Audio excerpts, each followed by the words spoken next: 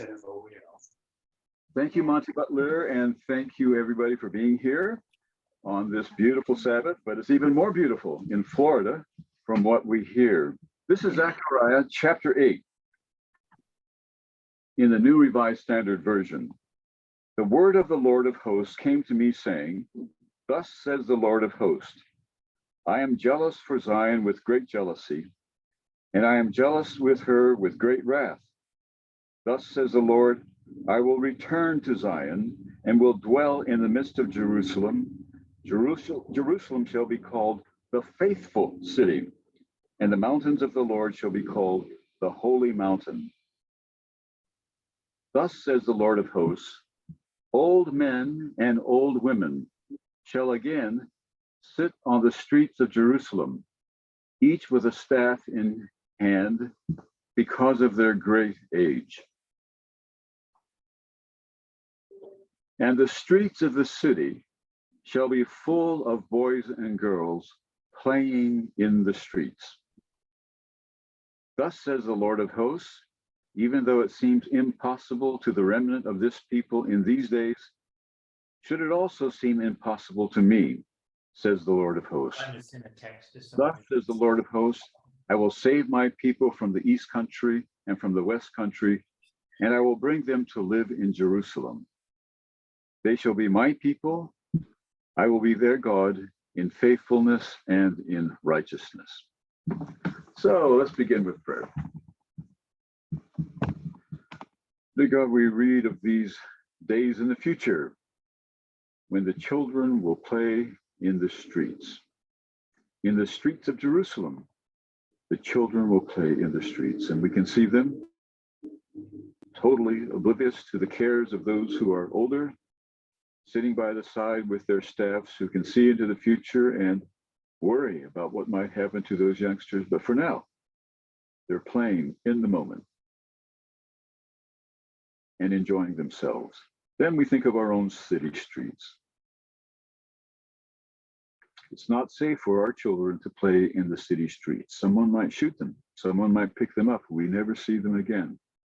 Someone might bully them. So things are different for us now. They are even more different in other parts of the world where children are going to bed hungry, without parents, without clothing, without shelter. And we think of what we used to sing, Jesus loves all the children of the world, red and yellow, black and white, all are precious in his sight. Is that really true? It's not self-evidently true, but maybe we can help make it so. That's our purpose this morning. We are thankful for Norma and Restore a Child. We're thankful for Ed and Restore a Child. Help us to learn from them both today. I pray in Christ's name. Amen. Okay, over to Norma.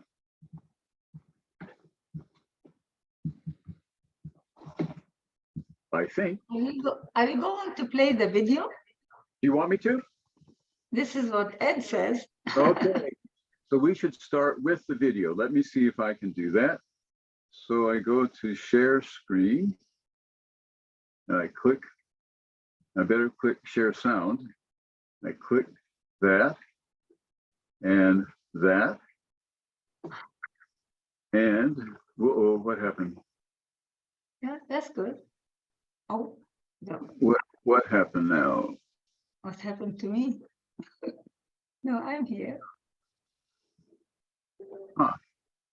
Just click. Well, we we see your There we screen. go. When you shared, did you select to also share the sound from the video? I think I did. Let's try it.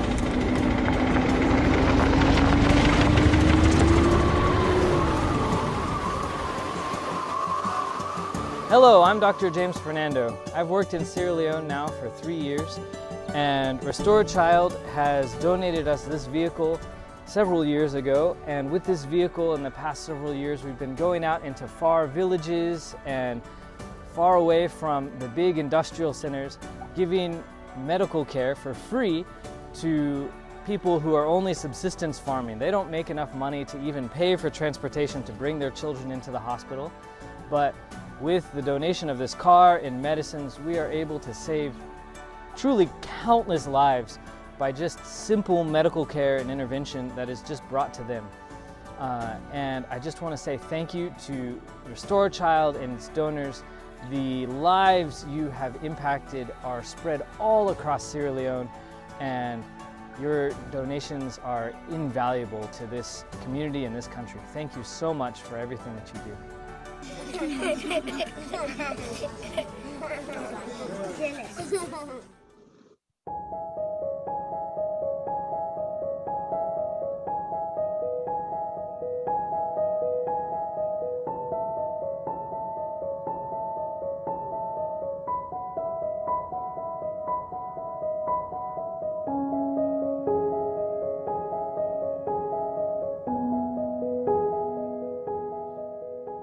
When the war started in Ukraine, life has changed dramatically. Our children have witnessed all the horrors of war. Ukrainian pupils don't want to see the ruins of their homes.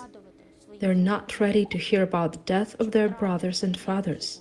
They're anxious, being in constant expectation of some kind of a threat to their life, often confused, disoriented, frightened by the familiar terrifying sounds like air raid alarms or explosions of missiles and shells.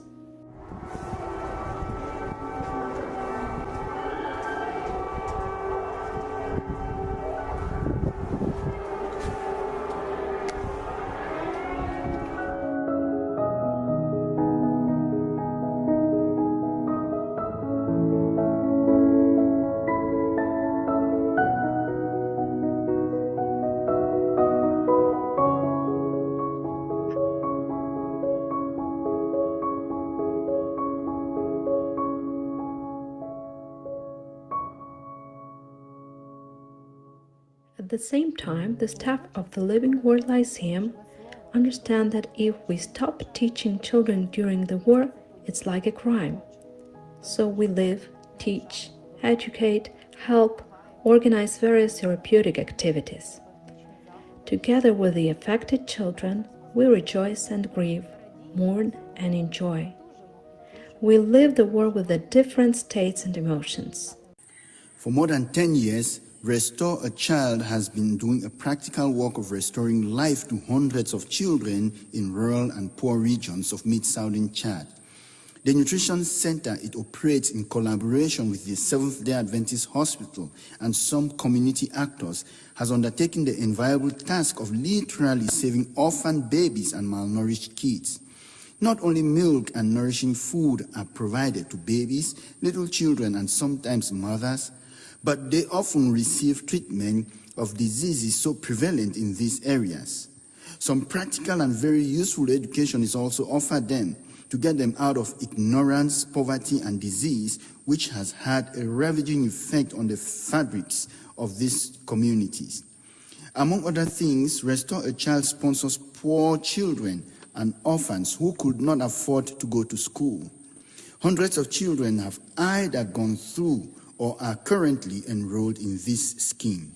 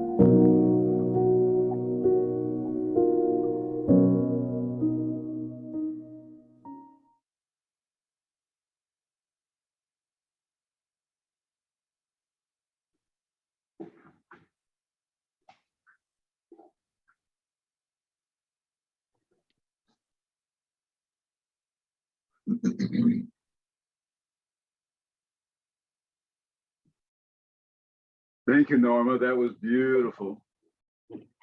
You know, you said you wanted 2022. But one Well, second. Is that music from you or from us? no, I don't have, we don't have any music here. Well, it's okay with me. It sounds good. So let's go. Yeah. So we are unique. Restore a Child. We are not a relief agency. We don't just go help, feed, and give medical needs and things and leave. We go and stay. Most of the countries who have been working at least 10 to 12 years, some of them 20 years. So when you say 2022 report, we have to mention some of the earlier years and what we have done a little bit. But That's most of what we are reporting on is for 2022. So the orphans, who are the orphans? All what we hear these days on the news is war, disease, poverty, and natural disasters. So among the product of all these disasters and difficulties and in this life, the product is orphans. Orphans are extracted from wars, from disaster, from poverty, and so they are all over the world. And then according to UNICEF, which is United Nations Children's Emergency Fund, there are 153 million orphans in the world. 153 million. Combined, they would make up the 9th largest nation in the world. This is how serious it is. The problem of orphans that are left behind with no one to care for them. In 2018, statistics indicate that every day, 5,700 children become orphans. Every day, 5,700. You may ask, where are these orphans? Still, I'm quoting UNICEF. UNICEF says Asia holds the most of the orphans. They have 71 million orphans in Asia. India comes next. India has 31 million orphans. And of course, it's all over the world too. What did God command us to do when it comes to orphans? There are many Bible verses, but here we have one verse. It's coming. The pure religion and undefiled before God the Father is this: to care for the fatherless, which are the orphans, the fatherless and widows in their distress, in their affliction. So this is a command, and it is not up to us to say, no, we don't want to do it. God is asking us to do it. There are many other, I cannot count them, but here is some. that God executes justice for the fatherless and the widow. And then he says to be careful for those who take away the right from the poor, that they may rob the fatherless. The fatherless usually are the orphans who are very poor. So how can we rob them? How can you steal from somebody who has nothing? We do steal. It's serious, because we rob them of their rights. Do no wrong to the fatherless, nor the widow. But in another verse, God said he is the creator of the rights of orphans. He gave them rights. Are we going to give them the rights?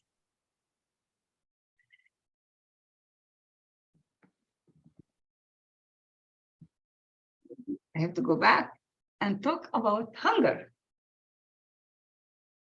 There are 815 million people worldwide who don't have enough food to eat. 815 million. As we say, 5,700 children die of hunger every day. Humanitarian organizations estimate 1 person dies of hunger every 4 seconds. And then, we remember what Jesus said when he comes. His standard measurement of judgment would be, I was hungry, I was thirsty, I was naked, I was sick. And so Restore a Child engages in these areas where Jesus is going to come back and require us. What have we done for these children? There is 1 in 9 people go to bed hungry in the world.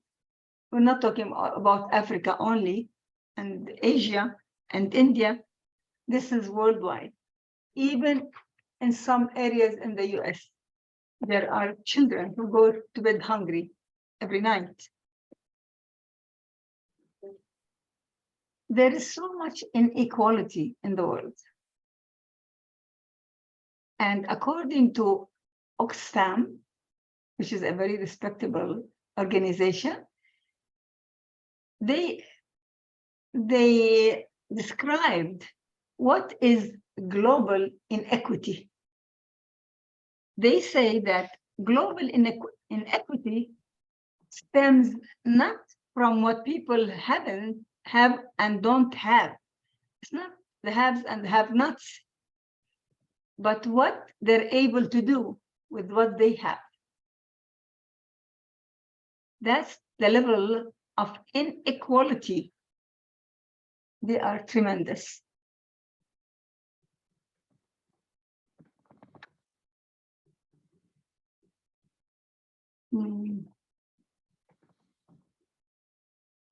Now we go to Richard Stern, Dr. Richard Stern.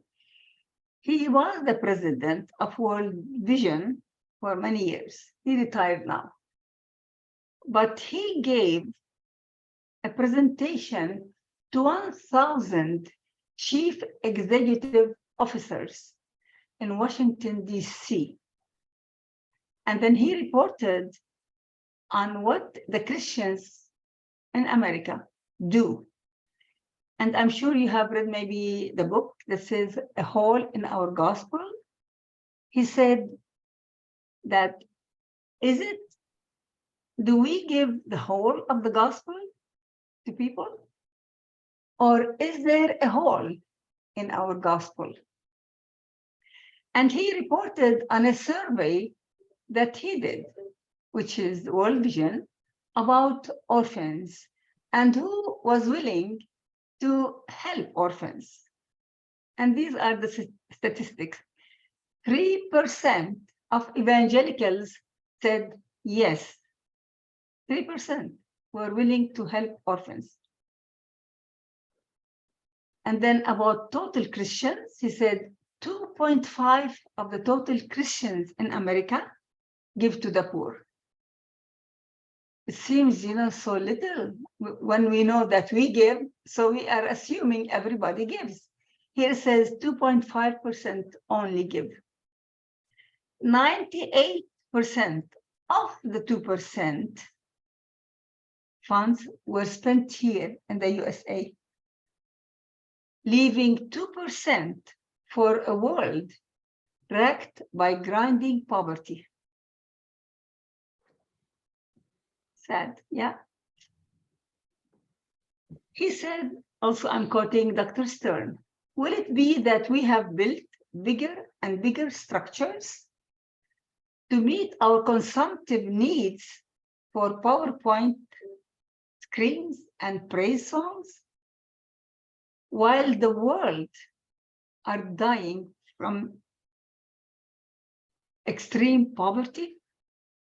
The commitment of America's Christians to the 2.5 billion people who live on less than $2 a day is 6 cents per Christian per day. Even if I was rich and I give $1 million, this is the average. Because we know, according to his research, that only 2.5% of Christians give. So that amount is about 6% per Christian per day. If I think I give more than that, but this is statistics. So Dr. Stern says the missing tithe and offering makes around $168 billion each year. $168 billion that Christians could be giving. And that would end extreme poverty in our world.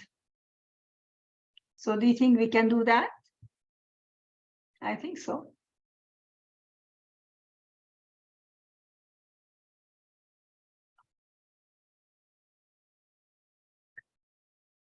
Restore a Child is here to give hope to children. From the beginning, in 1998, we always said, we are giving children hope. And hope, to some economists, is a fuzzy word. I mean, economists don't believe in hope. But there was a research done by Dr. Bruce Wydick.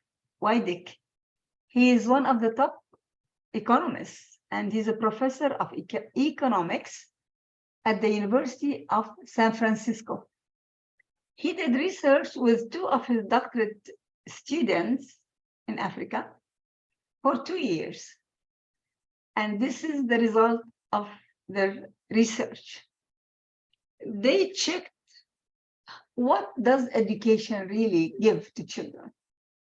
And he said 50 to 80% are more likely to complete university education if you help them. Employment, 35% are more likely to secure white-collar employment. Leadership, 30 to 75% are more likely to become community leaders, and it's not here, but also church leaders. That's if we just invest in an orphan child or even poor child and provide for them education and food, the basic needs in life. And this is what this is the result of your help to these children. During the last eve of Christ on this earth, the eve of his crucifixion, of course, he was, he had a heavy heart. He had his disciples who were very sad. And his mind was on what? The orphans. He told them, I will not leave you orphans. I will come to you. Orphans have always been special. They have special place in God's heart, because in the Bible it says, Father of the fatherless is God's in his holy habitation. He is the father of the fatherless. And he gave us that responsibility to take care of them. Restore a Child started a movement called the Do movement, and then we changed it to Do Fast. The Do stands for Defend Orphans. And this year, the General Conference had Orphan Sabbath officially on their calendar. Finally, we get people to recognize the orphans. And it is the second Sabbath in November every year. In addition, North American Division has incorporated the Do Fast curriculum, because we have also a curriculum on our website called the Do Fast, prepared by, professors, teachers, principals, youth leaders, youth pastors, and they have incorporated our Do Fast in the North American Division Bible curriculum, which is called Encounter. The Do Fast now is part of the North American Division Bible curriculum. A more exciting development this year, 2022, is the starting registration of Restore a Child Canada chapter in Canada, of course. So we're excited what this will do, as they start next year. It just happened in November 2022. In November 2022, we met with the president of the Florida Conference and his executive secretary and his CFO, treasurer, and chief financial officer. And they are very much in favor of what we do, and they want to support us. Next year, it's going to be 2023, is our 25th anniversary. I want everybody who is listening to me to be part of our work. The Korean churches in North America, they have a council, North Korean Churches Council. And the president is Pastor Samuel Kim. He's in the center holding the check. They wanted to make sure to let the people say, who is Restore a Child? We don't know them, we don't support, we don't donate to them. Pastor Samuel Kim wanted to make sure to show them that we work with the General Conference. And it's true, for 20 years, we send almost all our funds through the General Conference to our projects. And my experience has been that the money goes out in a day or two immediately and goes to the projects. They don't keep it for a month or a week or anything. So when you give to Restore a Child, you know that the General Conference will send the money to our projects, and also that all 100% of donations of people go to children. We don't keep any money for overhead. We have two special friends who donate to cover the overhead. Every penny that donors give goes to children and to the projects. And here he just wanted to show that it says General Conference and then Restore a Child. But actually they gave us the regular check for Restore a Child for $108,000 and the $762 and $35. This is for Ukraine. they wanted to give it for Ukraine. But we have sent around $200,000 to Ukraine. It's not enough. This is wartime. In 2022 also, we had great opportunity to be featured by Bradshaw on It Is Written TV. Things are happening after 24 years, and I'm glad. You know, maybe that Dr. William Johnson had written my biography, Norma Beyond Their Tears, which was published by Pacific Press. Pacific Press in 2022, they published the book in Spanish. And this week, in 2022, the Adventist Publishing House in South Korea called us to assure us that they are printing my biography in Korean in South Korea. I am hoping we get very good results out of that. Then in 2022, one young lady read the story and she decided she wants to write my story and illustrate it for children. And this is the result. And from orphan to missionary. And it's the story of Norma Nashed. This will make for you, for your children and your grandchildren, the biggest Christmas gift. Children here in America, they have everything and they're not happy. They have toys, they have clothes, they have everything, and they still want more. This story will tell them. It will be an example for them.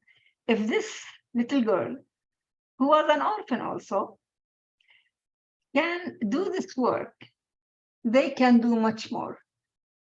It will inspire your children and your grandchildren to read this book. And neither me nor the authors of the other books take any royalty or any money. All the funds, the revenue goes to feed hungry children who are dying of hunger. By buying or ordering this book, you can be feeding a hungry child. And we don't really insist on a special amount. We ask for a donation to feed hungry children. And it's up to every person to do that. For Ukraine, we said that we sent around $200,000. But what was happening is that this special bus, was going twice a week from Friedensau Adventist University in Germany to Ukraine to bring back refugees to Friedensau. Friedensau has taken on themselves. They have special rooms for refugees. So this bus, I learned that this was going empty to Ukraine to bring refugees. I said, no, we will be willing to fill it every time it goes out. So for several months, we filled the bus with food, blankets, and medications, whatever the people need in Ukraine. We sent more than 30 tons of food to Ukraine through these buses. We still help because we have built 4 schools in Ukraine. 1 in the east, 1 in the west, 1 in the center, and 1 in the north, center north. Kids are the refugees. Most of these kids are refugees, but they're hungry. So what do? The least we can do. Through Pastor Rozumny, we have been working with him for almost 8-10 years. We built a school in Kharkiv, in the east. It's only 45 minutes away from the Russian border. I was there, but I didn't want to go to Russia. It was not far. So through these food boxes, children can have food. In Bucha, this is very close to Kiev, we built early childhood center, which is the 2 floors, but also we built a church there. Bucha was really devastated by Russia. They had like 600,000, people, population. And you know how many they have now? They have around 6,000 people in Bucha. Most of them were massacred. Some, of course, have left. It was, the tombs were dug and, by the big bags of bodies were thrown in the ditches. So, as I said, in Ukraine, we also give Bible studies, and we hire chaplains. And 2 months ago, we baptized the first 9 refugees in Ukraine. There are 7 here, but there were 2 husband and wife baptized earlier.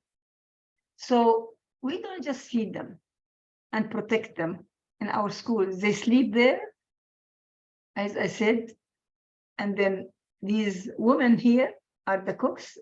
There are 3 of 12 cooks who cook 2 nutritious hot meals every day for these refugees, by the hundreds of them.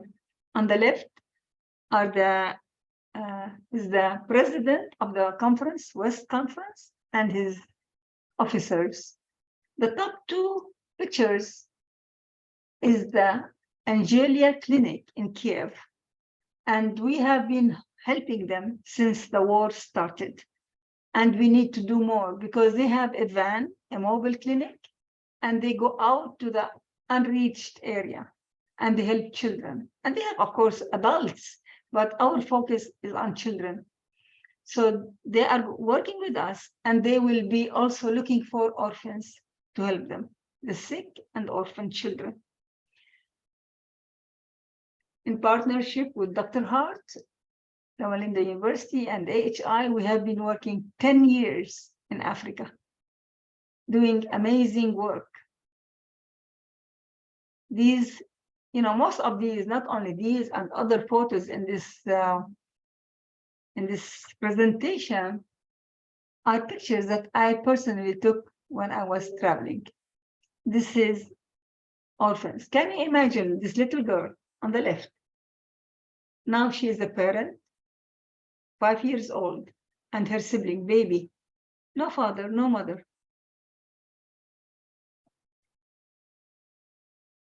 Water in Africa. Sick in an Adventist school. 600 students have no water and no latrines. So now not only the school has water, but all the women in the community, they come and fill. Nakedness, refugee camp also. A little girl, maybe like 7, 8 years old, no father, no mother. Who is going to take care of these 2 siblings? She is the parent for them. You could cry. I cried when I was there. This is the only country I didn't want to come back. I said, why am I going back to the United States? They need me. I have to come back to work, to support them. A blind boy in Haiti. All the children were going to school and he was running around. I didn't know he was blind because he knew his way around. But when I asked why is he not in school, they told me he is blind. So if he's blind, he cannot learn. What he needed is a braille machine. So that same week, we bought him a braille machine and hired a teacher to teach him. This is one of the 4 pediatric wards we have built for sick children. 3 of them through Dr. Hart, AHI. These are some of the 10 homes we built for orphans. We don't build just huts and shacks. Look, imagine the standard. We give them dignity. They are poor, but they deserve dignity. They deserve the best we can give them. That's what Restore a Child does. More orphans from Haiti. All these pictures I took myself. We give them Bible studies. So how can they learn about Jesus? Just by talking? When they are like in early high school, they can read and write. These are young. They can read. So they need Bibles. And we need to do more. 500 Bibles is not enough. We need to give thousands of Bibles. But we do whatever we can. So Restore a Child in 24 years is saving lives and giving hope to 4,000 children. But also we feed every day 10,000 children. You want to say something?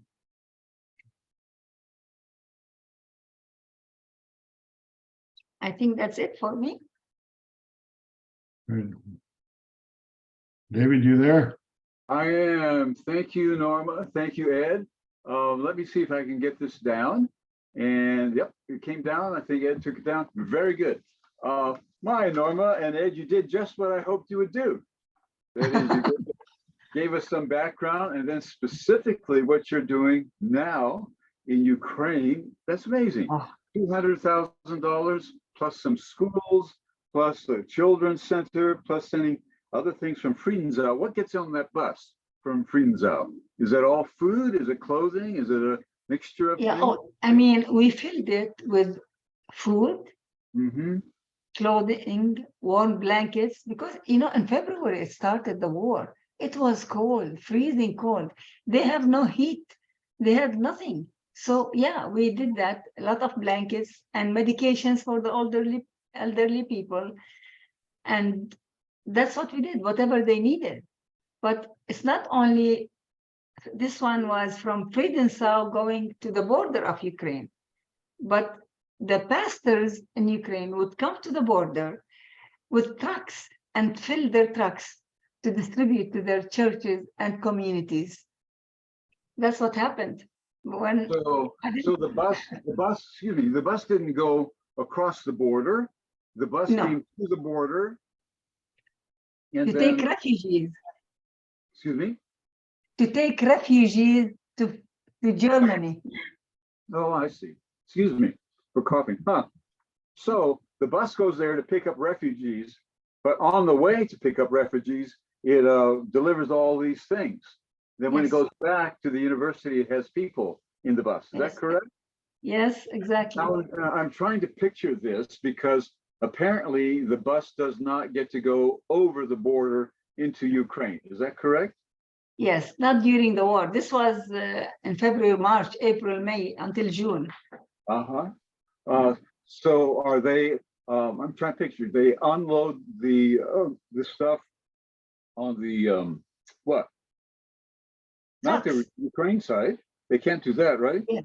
No, because, you know, it's this Yeah. is remote area. Nobody knows. I mean, the people here. Oh. Yeah, the pastors will come and take the food, fill their trucks, and go to their churches and help their communities, elderly people who don't have enough food.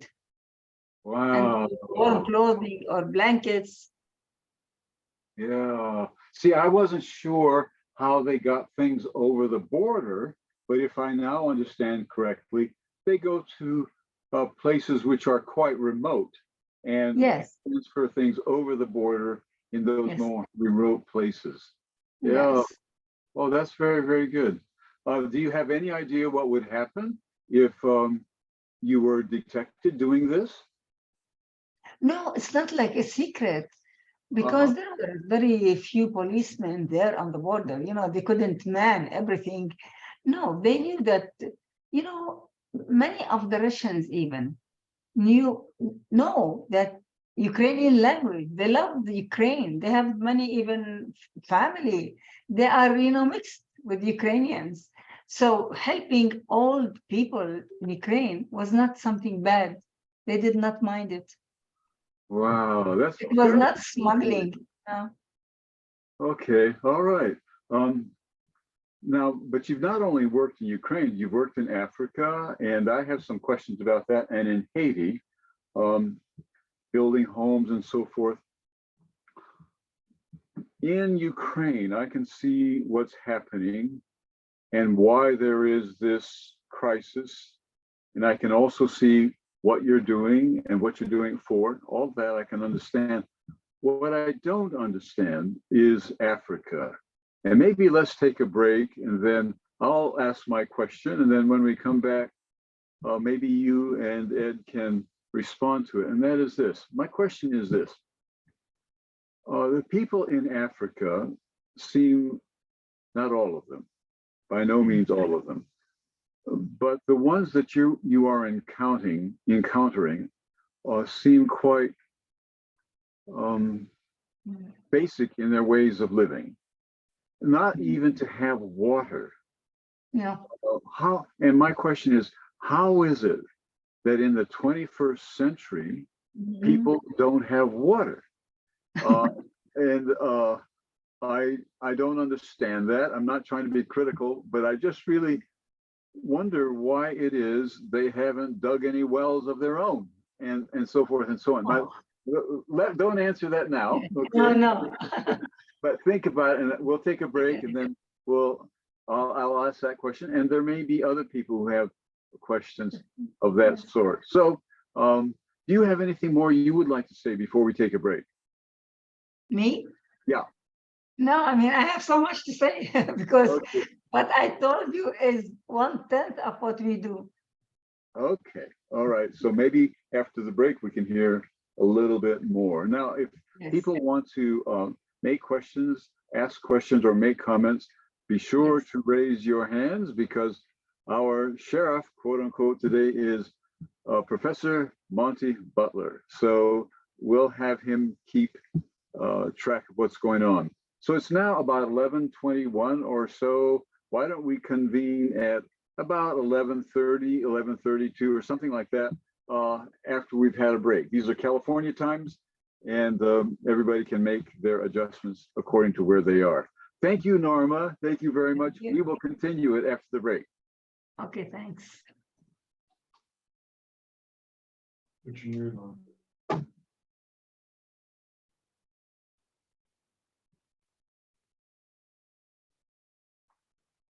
No fair talking to people during the break, though.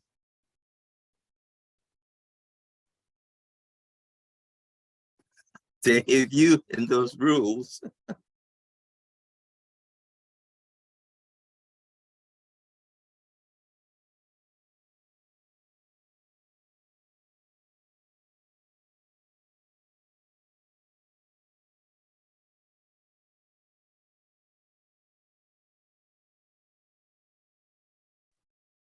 So I don't see any hands raised yet. I will take my.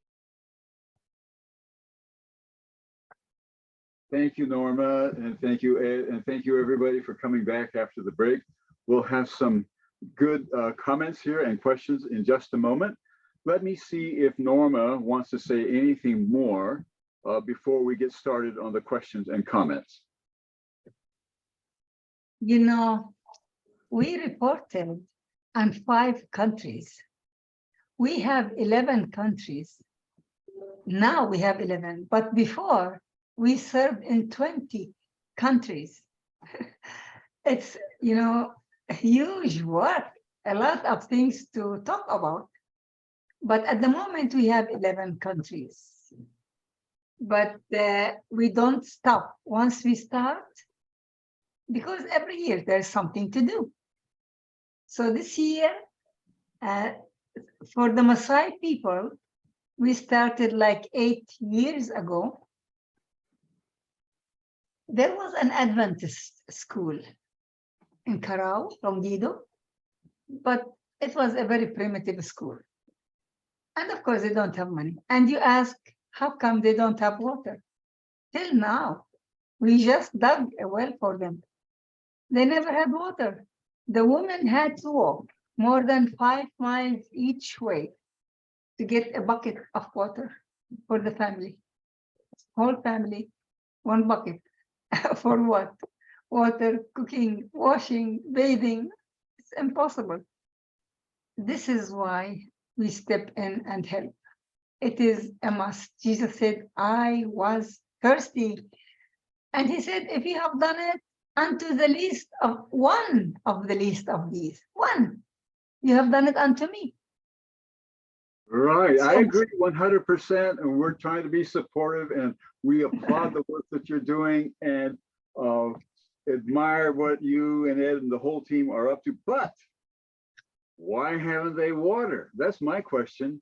It seems to me that after all these generations Yes. living in the modern and postmodern era, people should be able to have a well. Why is it that they don't have a well till you show up? It doesn't make sense to me. I tell you why. Because Okay. restored child does not go to the cities. We go to the remote villages where people cannot be reached to give them the gospel. But with the gospel, we provide their basic needs for water, food, medical, home, whatever they need. So that's why we are not going into cities. We go to the most primitive, isolated areas. Let me just say something. I'm gonna sit off camera here so we don't have two devices open and get that echo. Yeah. Another reason is that huge amount of the population in the different African countries are nomadic. And, you know, they move around. And so slowly they're beginning to consolidate in places, but it's you know, we don't work in the city areas per se. Well, we do in Ukraine, but in Africa. But you know what, Dave? We don't have to look too far here in the United States to know that we got some serious water problems. You know, as technically advanced as we are, we got them too. You know, there are some cities I've been told on the news that were without water, or almost. You know, Well, how does that? that's a good rejoinder. I hadn't anticipated that one, but that's a very good one, because no country has more technology than we do, but there are cities like Flint where either there isn't enough water, Flint, Michigan, or the water is polluted. So yeah, that's a very good response. Now, you mentioned two things. These people are on the move. A lot of them are on the move. And secondly, they're quite remote. You use that word, remote. Do they have any contact with, quote, the outside world, or are they really quite isolated? Yeah, well, let me say one more thing, and then I'll be quiet. No, go ahead. I can show you a picture. I can't put my hands on it right now. And again, I lived in Africa for 5 years as a young boy, so I understand the country. But I can show you a picture of, I think they're the Maasai kids. There's 4 or 5 of them that are dirty. They must be 4 or 5 years old. I don't think they've taken a shower or a bath since they were born. And they're laying on they're on the ground, and it's filthy in terms of our standards. And behind them, out in the middle of nowhere, is a teenage kid with, guess what he's got in his hand? A cell phone. And Yes. that's the way it is over there. As a matter of fact, I've been told that the telecommunication systems in Africa are far superior to what we have in the United States now, because they started with digital. You know, we started with copper wire. So things are changing, you know, and much in Africa is a contradiction, but it is what it is. Yeah, isn't that amazing how people can be living in such basic ways on the one end, and then have the world's most advanced technology on the other? Yeah. Yeah, you know, when I saw that picture, I thought, hey, this is not fair. This kid in his hand has access to the same information that I had over here when I did my doctoral work. But it's also, I would think, unsettling, because that youngster can see what's happening in different parts of the world and compare what's happening in those different parts of the world with what's going on in his neighborhood. Yes. We are trying to change that. We are trying now to, in that school, we're trying to have computer training. We have installed solar system. They have no electricity. So very soon, next year, we will have computers to teach them. And we have water. We have built a medical clinic. And there are 2 medical doctors who have been there now for 2 months and will stay for another 2 months until somebody comes there. They don't have access to health care. They just die if they get sick. So the least you can do, the girls cannot go to school because they have to cross this solitary desert, 5 miles each way, and they get raped. They're scared. So the girls are the future mothers. If we want them to teach their kids, they need some kind of education themselves. So we built, it's finished now for next year, a big home for Maasai girls to stay there, sleep next to the school. So they don't have to walk those miles, 10 miles a day. Okay, so you're going to have a dormitory there on campus. It's already, yes. Mhm. And now we're building a guest house. And the foundation, you saw it, the foundation is finished. But the local people don't know how to build proper. And in Germany, we partner with Friedensau. The Germans won't let anything go by unless it's perfect. So they tried to teach them and they said, no, we cannot work with these local people. In 2 weeks, they are going there to build the guest house so we can have long-term volunteers. If anybody on your Zoom or listening to us would like to go volunteer next year, we will have a beautiful place for you there. Wonderful, wonderful. Monty, do you want to jump in here? I have more to go, but how about you jumping in if you want to? Why don't you go ahead, because as you're going along, some of my questions are getting answered, and then I'll add in. Okay. Keep going. I'm enjoying it. All right. Here's another question for both of you. Are you encountering any resistance? Now, again, I'm talking about Africa or elsewhere. Are you encountering any resistance from those who might say, you are invading our special area and you are challenging our way of life? We have a culture that's thousands of years old, and we want you to leave us alone so we can keep our culture what it is. We don't want to be westernized. No, we don't find this. They want to improve the quality of life of their people. And so they help us in many ways. Now we are asking we have only elementary school. We're asking to expand it to high school. And the government is very cooperative. They're very happy with the medical clinic, of course. And what we're doing for them, they're so happy because it's improving their lives. Yeah, there is some resistance in the cities. I saw a special this last week on, I think it was CBS, where, they're getting so well educated and so concerned about personhood that, it's been traditionally, and I, again, live there, can verify it, that, the white man came here and he's giving us stuff. So we have to go to the white man to get stuff. And they're beginning to look at now, how can we balance that out where we ourselves are able to provide, which I think can be healthy. Right. But out in the country, there's none of that exists, at least that I've heard of.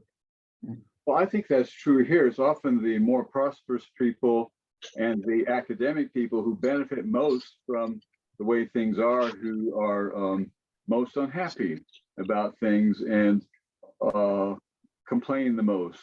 Yeah, I think that goes on here as well. What is the religious background of these people? Yeah, I'm still talking about Africa. We need to choose one place in Africa and talk about that, right? Yeah, like we are now working with the Maasai. Okay. The Maasai don't know about God. They are not reached. But through us, through our work and Friedensau, we really teach them about God. And one of the boys I met there a few years ago, He was 12 years old and he was reading the Bible. So I told him, what would you like to be when you grow up? He said, I want to be a pastor. And I told him, why a pastor? He said, because I can teach. I said, what? Teach what? He said, I'll teach people about God. It's amazing. Ed has the video. Wow. And now, 5 years later, he's a pastor. Is that right? Yes. Wow. I think the existing religious paradigm, so to speak, with all these tribes is the witch doctor. Uh-huh. Uh-huh. Yeah, and I can remember growing up, you go, if there's a problem or an issue, you go to the witch doctor, and witch doctor reaches in a bag and jiggles around and shakes it and pours out these different things on the ground and gives you a reading. So I think that's kind of been their religious paradigm. Okay. So these But we people are baptizing them. We are many baptizing them, teaching them. They come, we not only all the schools we build are big. Some of them are just for like early childhood, small buildings. And these buildings are open for church on Sabbath. They come, they pray, they sing. It's beautiful. You should come with us. Come with me to Masai. it sounds wonderful. So their religion is the indigenous religions. They are not, have not been seen by other missionaries, Roman Catholic or Protestant missionaries before you. You're the first Christians to reach them. Is that right? No. There are some areas where they have Catholic, excuse me, and Protestants, but none of them have a model village like we are building, which has everything comprehensive, with medical clinic, with guest house, with girls' dorm, with all the stuff. No. So Well, we do not want that a want. little further, if I may, because it has been my impression that in some parts of the world, missionaries are interested in saving the souls of people or performing the sacraments. If they're Roman Catholic, they want to perform the sacraments. If they are Protestant, they want to save the people's souls by having them confess Jesus Christ as Lord and Savior. Those two things, sacrament or being saved. But that's all. They leave the people in the same circumstances in which they found them.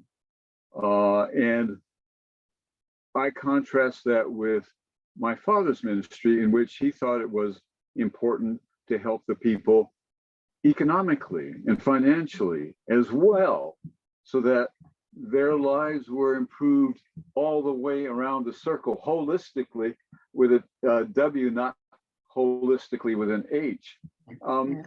And it seems you're doing that as well. That is, you're building clinics, you're building houses, you're bringing in resources in addition to the sacraments and in addition to saving their souls. Do you want to come in on that? Yes, in most of the countries, we have, like in the Haiti, even in Tanzania, but in Dar es Salaam, another area, we have bought land, agricultural land, because we want to teach them to grow their own food.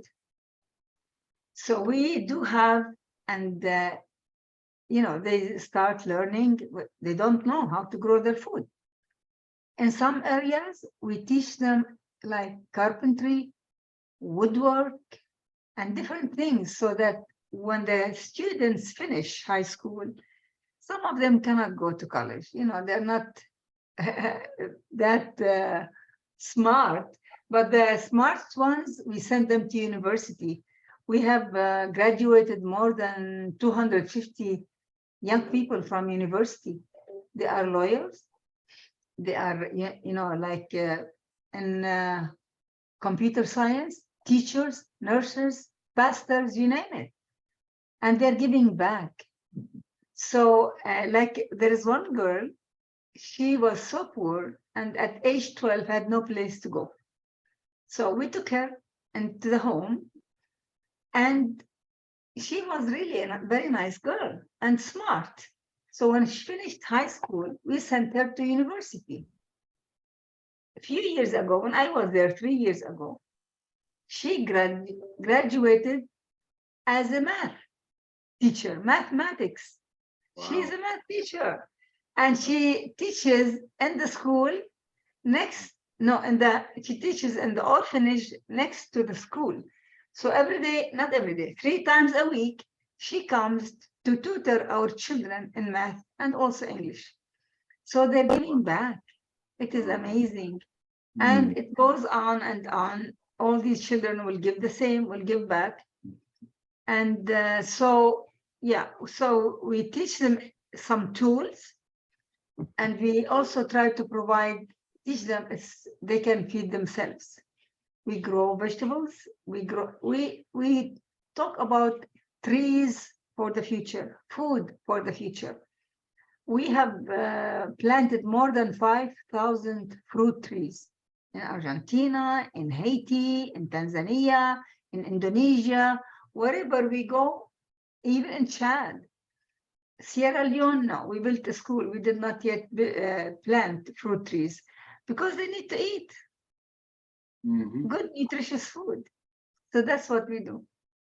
Wonderful. Now, this leads me to a question I've been holding back, but I will bring it forth now. And that is, how do you choose where to go and what to do? Those are two different questions. One is, there are many different places in the world to which you could go, but then there are many different things, all the way from helping people to cultivate the land to sending them to universities to get college degrees. So that's kind of a crisscross question. Yes. Where do you go? How do you decide that? And then how do you decide what to do wherever you go? Yes.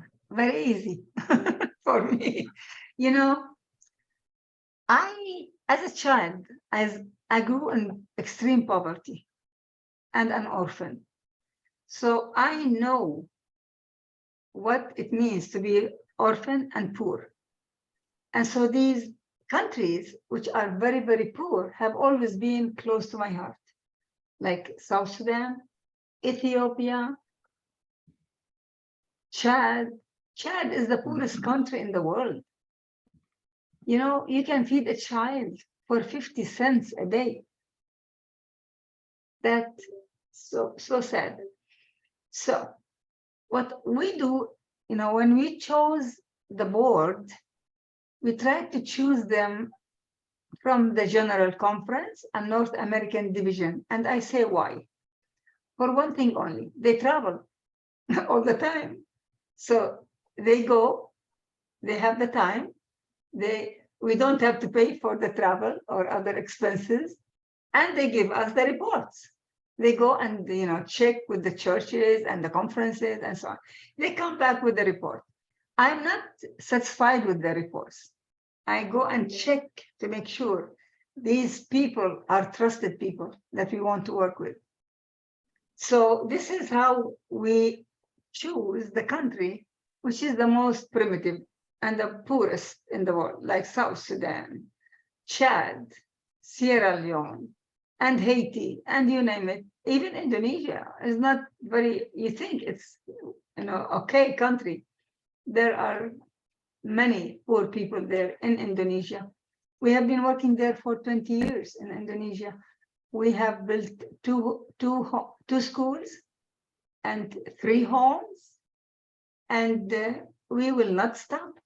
This year in 2022, we started a new project, which is hydroponic agriculture, to teach them how to grow food, even only if there's no land.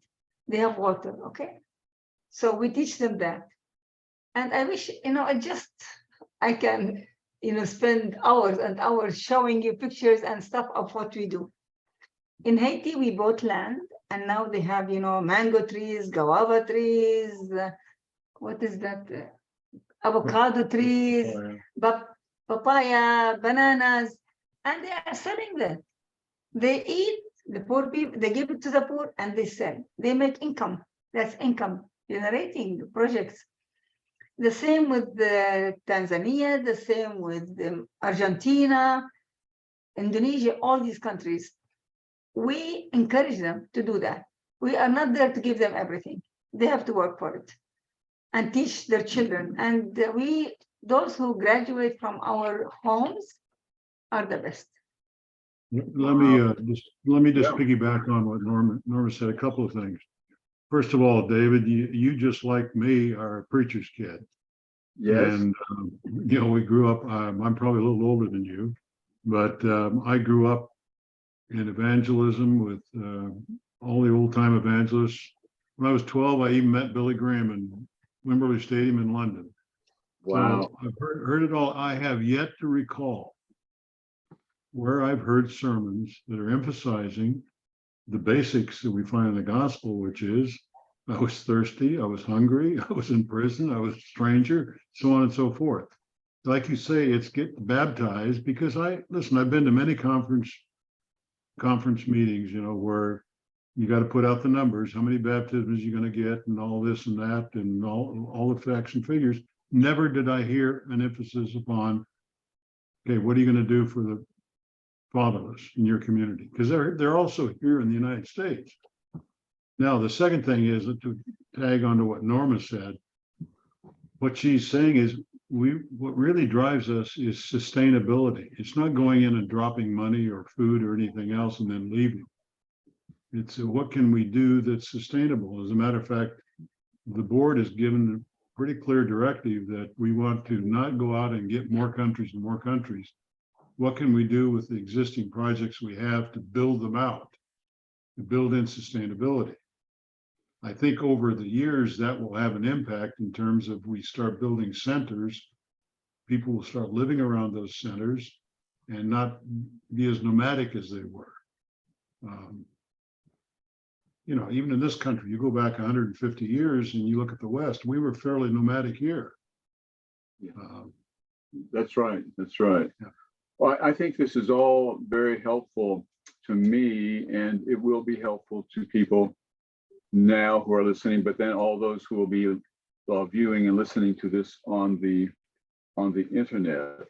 So what I understand is that, first of all, Norma has a sense from her own life as to where the greatest needs in the world are, but then other people, mainly general conference leaders, bring to your attention possibilities, and then you investigate those possibilities and then choose from amongst them. But I'm struck by how broad as well as deep your ministry is, all the way from Indonesia to Haiti, all the way around. That's a lot of ground to cover. You're about South America too. Yes. Now back to Indonesia. Do you get any resistance from Muslim people? No.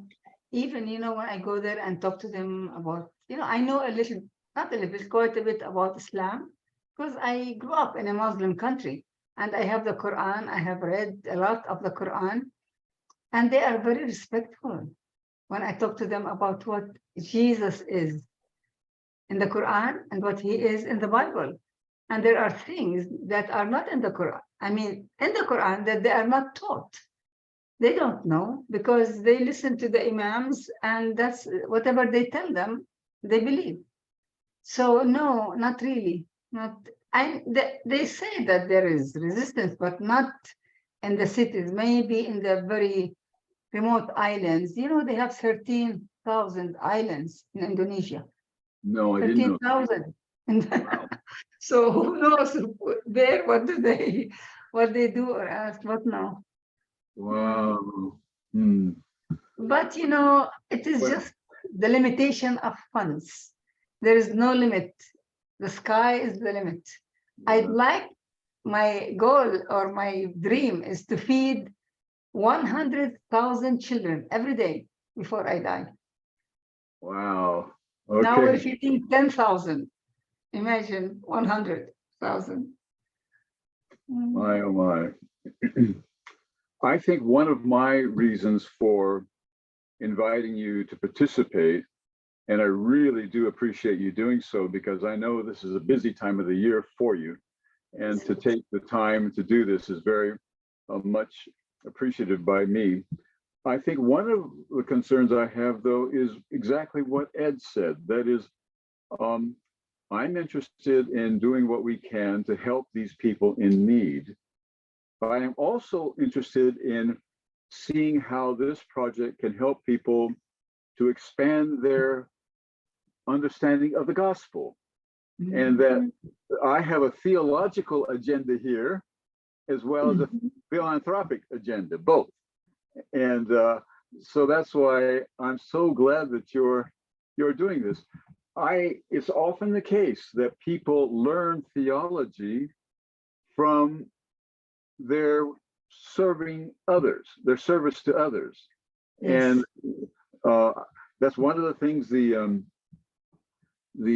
theologians in the divinity schools are emphasizing now more and more, and that is, one cannot learn good theology simply by reading books. As important as that is, one has to go out and be involved with people who are really in need. And there's a conceptual loop there, that feedback that goes into strictly theological matters. Because as Ed put it, this involves a different and broader understanding of the gospel. And that's very important. David, I will send you the link and you can distribute it out to the group of the 2-minute video clip of Yaakov, who the boy, was a Messiah boy who wanted to become a pastor. And he became a pastor, and you ought to watch this boy mature. It is unbelievable. The way he is at the end of the video, I mean, you think he'd taken a graduate degree in homiletics. It's amazing. Yeah. So I'll send you that link and then you can distribute it out. We will. Yeah. I will do that. I winced just a little bit, Norma. Yes. I winced just a little bit when you said that some of them are not smart enough to go to college. And you know, my view is that everybody is smart to do something. But not those who go to college aren't smart in everything. So no. I think number one, opportunity often means a lot. And I think secondly, encouragement means a lot. But I think the best thing one can do is to let these youngsters have a bigger horizon of what their possibilities are. They can stay in that village if they want to, but there's a whole big world they can also visit if they want to. So it gives them more options. Yes. You know, I want also to tell you that, like, our focus also is on the gospel. Because Jesus said, go and teach and preach all nations, tongues, and people. It's not just here where we are, where they have video, they have TVs, they have radios, they have the gospel everywhere preached in churches. Out there is nothing. We need to go. And so that's why we are going and preaching and giving. One thing some other Adventist ministries cannot do is they take government funding. And so they cannot preach or teach. We refuse money. If they give me 100 million, I will not take it from the government because I want to preach. I want to teach. I want to baptize. That's the difference. Well, let's be specific and concrete about that. If I had $1 and I were to give it to ADRA or to give it to you, to ADRA or Restore a Child, one of the things I'd want to consider is whether I would like to have the gospel explicitly, not implicitly, explicitly conveyed. And I don't think ADRA can do that. Am I correct? Yes, no. Because of the government money, they restrict you. Sure, you cannot do that. Yeah. Well, there's a place for ADRA to do what it's doing. It's perfectly well. Yes. But that helps me to understand why some general conference leaders are prepared to help you do what you're doing, because it's a somewhat more comprehensive ministry from their point of view than ADRA is now. ADRA is doing a wonderful, wonderful thing, and that they're getting governments to give to them rather than buying bombs as much and so forth. It's great. That's great. But they have certain restrictions within which they have to work in order to accomplish all the good they're doing. So you have a different kind of ministry, and I was not as fully aware of that as I wish I was. Okay, Monty, do you have anything? Well, you, as I thought might happen, you went down several of the paths that I was very interested in hearing about, which is great. So Norma, I don't know how much you know me. I'm a social worker and a social work administrator, and one of my passions has been Yes. working in communities, and poverty is one of the foci that I have, but That's not great. internationally, more locally. Mhm. So I'm just gonna brag on, I'm gonna talk a little bit about my perspective on what you're doing and what really stands out to me, because one of the things that stands out to me is, one, the network that you've used to and tapped into to identify areas of need, which you've got this worldwide network. I was appreciative of your conversation with Dave and talking about that. But it's not just knowing the need, but you are creative in how you're meeting those needs. And I really appreciate that. One very good example is the bus. Well, you could have spent money on transportation systems and gotten supplies out to No these way. people, but that would take away from other things. And what you did is you saw an opportunity to link up with another process and do it very efficient. I really appreciate that. That's choice in getting maximum services to people who are in need. And I really appreciate that. Yeah, thank you. So, and to me, I also, correct me if I'm wrong, but it sounds to me like you, in many of the projects that you do, you're teaming up with local groups or local efforts and supporting those efforts. Can you talk about that? Maybe give an example or two where what you've gone in and you haven't reproduced the wheel somewhere, what may be a school or something like that, but where you have actually found where people are trying to do something, but they don't have the resources, and you've gone in and supported that. This is what happened in Indonesia. We started in December 26, 2004, when the big tsunami hit Indonesia. 350,000 people died in one day, and 150,000 orphans created by the tsunami. And these people, how can they, there are some wealthy people in Indonesia, but most of them are not wealthy. How can they support, take care of the orphans, build them, send them to school, feed them? This is where we came in, and we worked with the local churches or communities. But we do that in most of the countries. I mean, we don't have rich people over there to help us. We fundraise. And even that, let me tell you about fundraising. Now, when I want to speak in a church, they refuse to let me speak. I say, why? He said, we need the money to build. What? What about these people who are dying of hunger? We cannot do that. So by what we do for the children, we are teaching the importance of what God emphasized, and Jesus is going to ask us one day. We've got to. So anyway, this is why we work with local people, poor people, that not rich people. But I work here. Before the first few years, I did not fundraise. They call it fundraising. I used my own resources until they were finished. I had $100 in the bank. Then I said, yes, I need to ask. Then I asked my family and my friends. So it's very important. And this example, I just found it only recently, 5 years ago, when I was reading First Chronicles chapter 29, David. David was not building, because Solomon built the temple, but he was collecting the materials for Solomon to build. So, you know what he said in Chronicles chapter 29? All over the chapter, but he said, I gave my own resources. He was telling the people, the leaders. And I want to see which one of you, he didn't ask them to give money. He said, I want to ask how many of you want to dedicate yourself to the Lord today? All the leaders said yes. And when the leaders said yes, then the people gave so freely.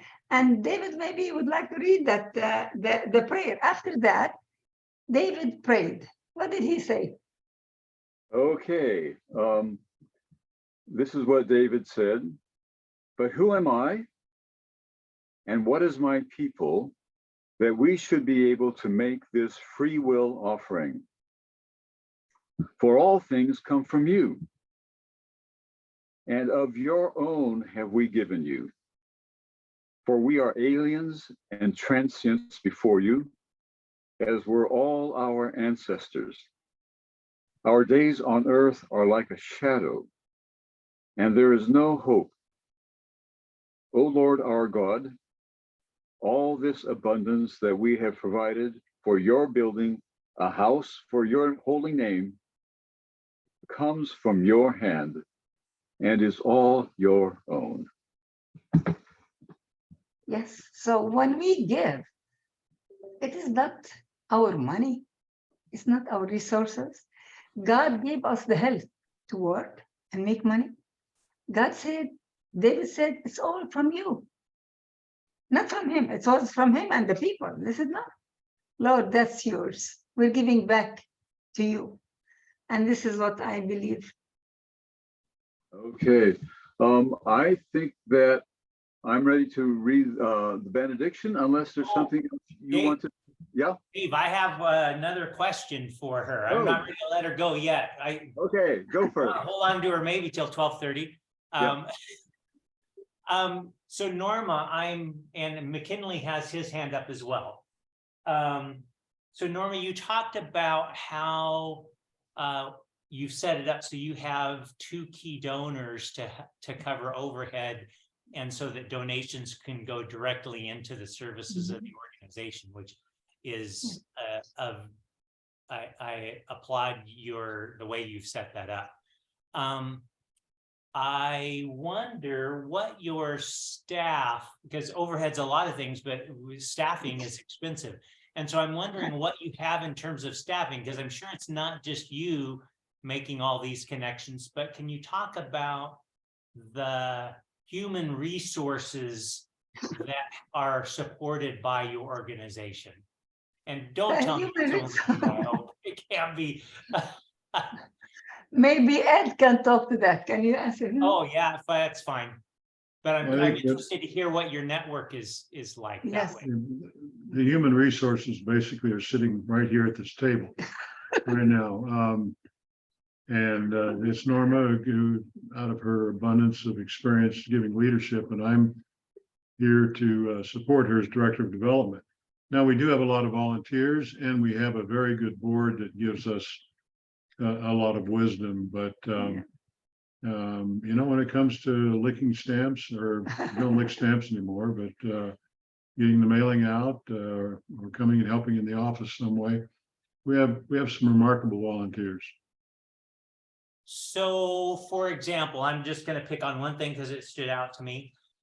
With this project of tapping into this bus and getting supplies in that bus, what you're telling me is the people who are collecting the goods that are donated, as well as getting them on the bus and off the bus, that's a volunteer network. That's not part of a paid network. No, it's these are volunteers from Friedensau Adventist University. And we have Dr. Laszlo Sabo. He is a professor of theology at the university. We have been working with him for 8 years in Tanzania for the Maasai.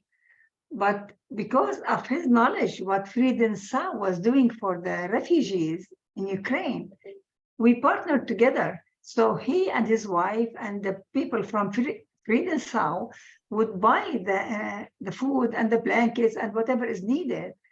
And they are in Friedensau and the bus is there. And so they would load the bus, send it, comes back, and keep doing that.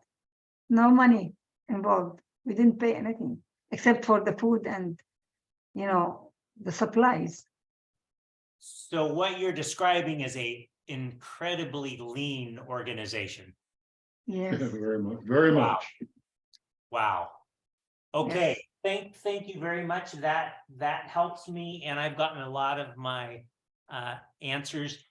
Thank you for your presentation. This was a very good time for me to hear this. I really appreciate it, and I'm invigorated, inspired. I don't know what other words I could add on to that. McKinley, you have your hand up. Spread the news. Share our ministry. I will. Thank you, Monty. I have two comments and a question. I don't know if you'll be in the position to answer the question, Ed or Norma, but I'll ask it in a way. And I'm kind of struggling how to order my comments here, but maybe I should just go ahead and do it the way that I'm thinking about doing it. The first comment is respect to Dave's inquiry about wells not being in these communities that one would think should have wells, or families that should have wells. And my comment here is from a development perspective, drawing on my dad's U.S. Agency for International Development experience. So national and local government planning is not responsive to local community needs, particularly for remote areas. And therefore, things like village wells may not be prioritized for remote places. The extreme poverty conditions of the people make it impossible for families to get the tools to even dig wells for water. And therefore, basic needs that we take for granted go unmet until someone sponsors a project to meet that need. It's a very sad state of affairs, but that's the reality. And Ed's comment about the nomadic tendencies of communities also highlight this additional point. Okay, so that's my first comment. I thank God for your ministry, Ed and Norma, and thank you, David, for doing this. Thank you for your update and the report. I feel like we've had a mission story today. Thank you for prioritizing orphans. Restore Child's work continues to have really, really important impact. I appreciated the statistics you shared in your presentation, Norma, even though you seemed to say that you were not sure about how good your presentation was. Well, it made an impact, I think, from your conversation with David and what I'm saying here too. But one of the statistics that stood out for me is that $168 billion a year could end extreme poverty. Yes. And so in a world where billions of dollars are thrown around for frills and thrills, it astounds me that giving priority to this cause doesn't command the kind of attention that it needs. Have you been able to find any explanation for why this might be the case? Yeah, let me tell you. Greed is number one. And let me tell you also that I have statistics that the 10 richest men in the world, the 10 richest men in the world, they own more than the bottom 3.1 billion people. The 10 with a B. Yes. 3.1 billion people. They have more than that. More than them. Can you believe it? What are they doing with their money? Sad. They give a few millions here and there, not enough. It just really, really astounds me that knowing the depth and the severity of the problem and how the growth and lifestyles of children are stunted with just the lack of little basic education, that people with resources have just not prioritized this. So thank you for highlighting this. And again, Dave, thank you for doing this. This was very important to do today. Thank you, everybody. Thank you, McKinley. I have another question, if I can. Sure. I just want to thank McKinley for making, helping me to understand the situation more clearly. It's very helpful, McKinley. Thanks. So Norma, one of my questions for you is I've been in the same position of having started up a very small organization and then having my circumstances change and having to move on. And you and Ed will not be able to do this forever. And my guess is the two of you are thinking about what is post Norma and Ed look like for our organization that we care about and have poured our life into. Can you talk to me about, have you been thinking about a succession plan? And Yes, would that, I would imagine that would impact some of your overhead, because that maybe would involve bringing in another person and being able to support them financially to where they're actually can devote their life to this as well as sustain themselves. Can you talk about that?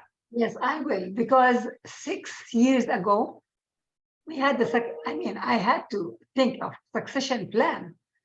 And I have a friend who is a businessman, who is wealthy. And 2 years ago, he gave us $300 million, 300,000, sorry. And he can give every year 100,000, 150,000. He's a businessman. He is younger than us, and he loves the poor. He loves the children. And I approached him, and our board after that approached him, and he is willing to take it over. No overhead. He doesn't need money. Does he have the wherewithal or the connections to be able to actually do the work? As financially, it sounds like he's solid, but to do the work that you're doing, the networking and all that. Yeah. I will have to help him the first few years. And then, of course, we have to, even now, we can hire somebody. So he has to have to hire somebody, but not as much as you think. Big salaries, no. Right. Okay, because it's just got me thinking, and I work with, I educate social workers now, and every once in a while I see a person who has a passion for international work and huge abilities, and I'm just thinking this could be a connection. So anyway, you've got my brain just firing away. Yes. Monty, I wonder if I can just emphasize the point that you're making, which is that even if somebody has the resources to support a work, if their passion isn't there, the work can sort of wither away. And you see the same thing even in the business world, where a founder might have a company and they're all passionate in building and growing the company. Investors come in, the person with the passion goes away, and then the business dies. So Monty is, I think, highlighting a very important point that Restore Child needs to keep in mind as you think about your succession and transition plans. Even Elon Musk is experiencing that with Tesla. Is this true? And McKinley, I would add on to that, it's not just the passion, but I can imagine many people, and I've experienced many people who have a great passion for some project or initiative, but they don't have the mind, the creativity to pull it off in creative ways. Yes. And one of the things that I hear Ed and Norma talking about is some real creative program planning and coordination with people that is above and beyond sound finances, even when you're working lean, and passion. It's taking it to a whole nother level to be able to have a vision of how to make it work.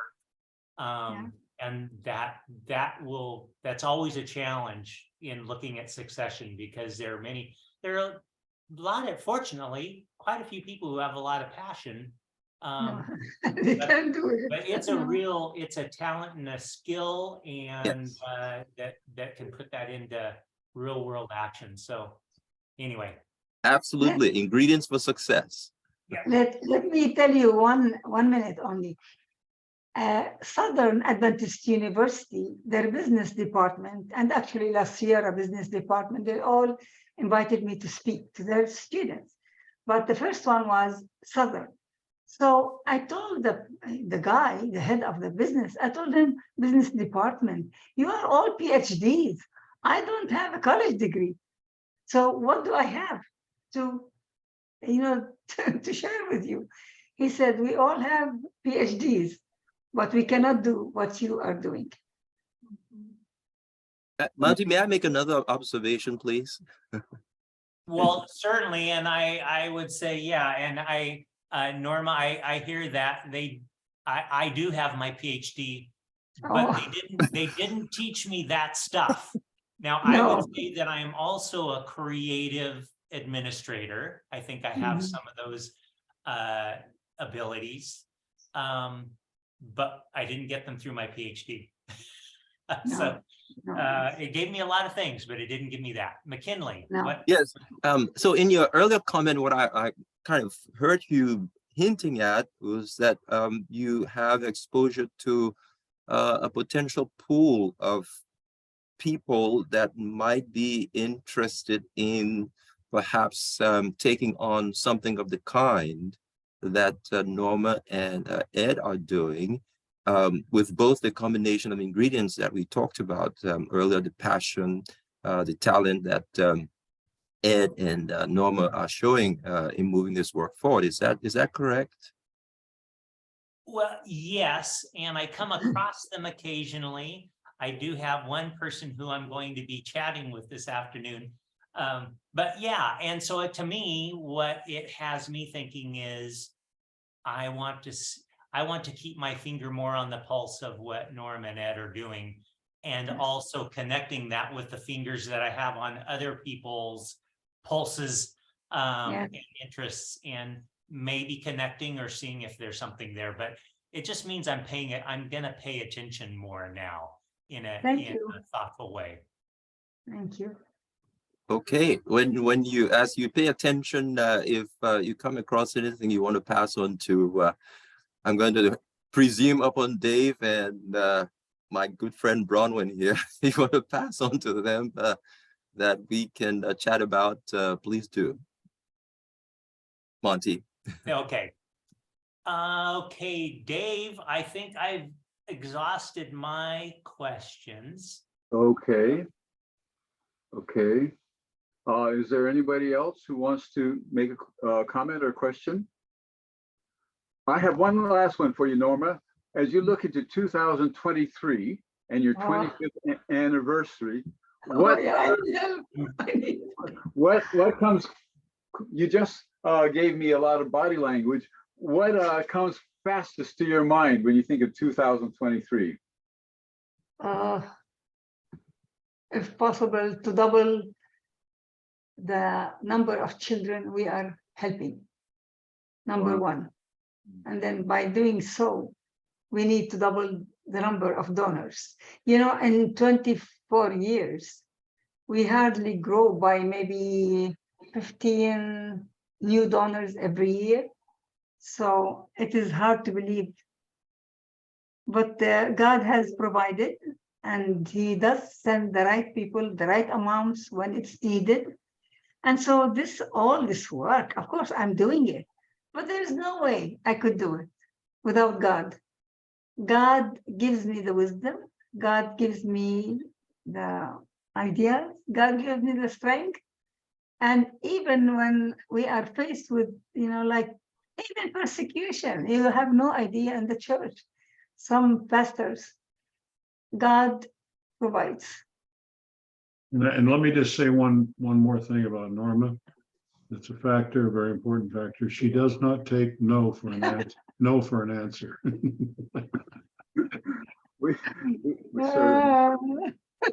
We've noticed that, and that's a good thing. Well, I think it's time for the benediction. Thank you, Norma. Thank you, Ed. This has been very inspiring, and others will find it inspiring too. I do think that the idea that people have only X number of dollars that they can share, and if they give to you, they won't be able to give to somebody else, is a thought worth reconsidering, because not everybody should be expected to give to everything. We understand that. But it is also the case when people give to something, there is an enthusiasm and a joy of giving that is infectious, and it grows. So I think that that's, I faced that in the university for a while. People would say, well, if you raise money for this, we won't have it for that. And there's some importance in coordinating things, but there's also a need to let people give to where God seems to be leading them to give. So yeah, okay, here's the benediction. The Lord bless you and keep you. The Lord make his face to shine upon you and be gracious to you. The Lord lift up his countenance upon you and give you peace. Amen. Amen. Goodbye, everybody. Goodbye, and thank you very much. Thank you, Norma. Thank you.